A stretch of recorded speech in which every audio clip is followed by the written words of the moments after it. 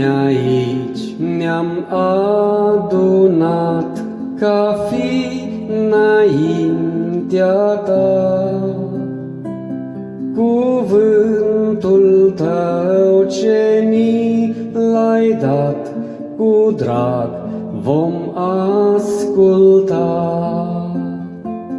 Cuvântul tău ce ni l-ai dat, cu drag vom asculta.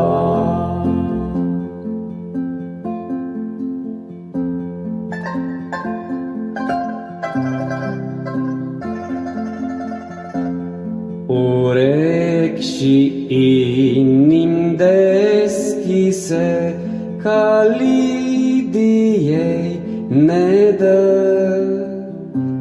La noi vino, o Iisuse, ne binecuvântă.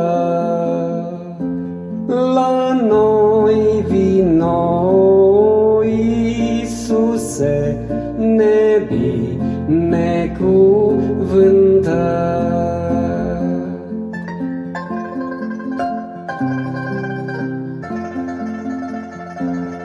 Noi așteptăm să glăsuiești divinul tău cuvânt, ca-n inimile omenești să-l semeni pe pământ. Ca-n inimile omenești să-l semeni pe pământ.